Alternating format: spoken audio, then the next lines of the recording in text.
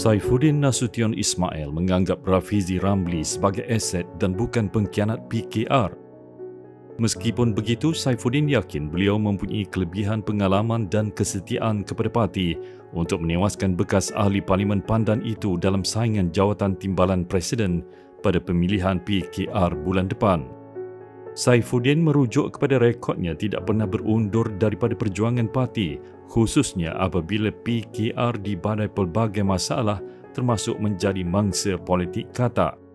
Kalau ada satu atau dua faktor yang menyebabkan ahli-ahli harus memilih Datuk Seri, apakah faktor-faktor itu? Saya bawa pengalaman yang lama dalam parti, hampir 23 tahun. Saya kekal dalam Parti Keadilan, tanpa rehat dan tanpa undur. Saya bawa sama kesetiaan dalam parti. Dua elemen penting ketika parti turut diuji dengan episod khianat. Pelbagai pihak sebelum ini mempersoalkan tindakan Rafizi menawarkan diri untuk jawatan timbalan Presiden setelah bercuti sejak penghujung 2019. Ketika itu PKR dilanda perbalahan dalaman akibat tindakan beberapa pemimpinnya termasuk Azmin Ali berpaling tadah sebelum menyertai Bersatu. Keputusan mereka menyertai langkah Sheraton menyumbang kepada kejatuhan Kerajaan Pakatan Harapan yang hanya bertahan 22 bulan selepas memenangi PRU14. Apabila Rafizi ingin berehat sementara, dia hantar surat kepada Datuk Seri memaklumkan hasratnya. Masa itu, apa pandangan Datuk Seri? Ketika Rafizi juga menetapkan destiny dia sendiri, pada momen itu, saya fikir saya wajar menghormati keputusan beliau. Dan setelah beliau tampil untuk menawarkan diri, saya kira beliau sudah mampu menguruskan perniagaannya itu dengan jayanya, dengan baik. Dan masa untuk beliau kembali menawarkan diri. Saya kekal menganggap beliau sebagai satu aset yang penting untuk parti.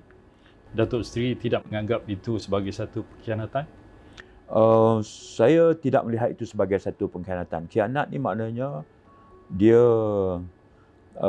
dipilih oleh anggota, kemudian dia ada posisi yang selesa kerana terpilihnya dia dalam jawatan parti, kemudian dia masuk pilihan raya umum menang, dia menjawat jawatan besar dalam kerajaan, kemudian dia tinggalkan itu semua, tinggalkan parti terus.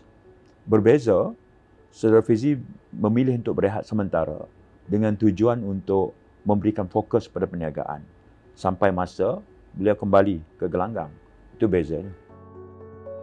Pemilihan timbalan Presiden PKR pada 13 Mei dilihat penting menentukan siapa menjadi orang nombor 2 kepada Anwar dalam menghadapi PRU15 selepas parti itu mengalami kekalahan teruk pada pilihan raya Negeri Melaka, Sarawak dan Johor baru-baru ini.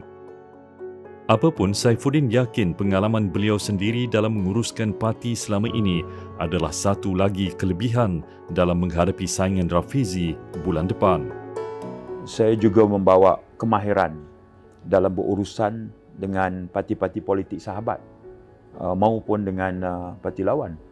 Misalnya sekarang saya mengetuai jawatankuasa PH dalam MOU dengan Kerajaan Persekutuan, membolehkan saya berunding hatta dengan Perdana Menteri ataupun Menteri-Menteri yang terlibat. Jadi kesemuanya itu saya percaya akan memberikan nilai tambah dengan kedudukan saya untuk parti itu sendiri dan juga gabungan.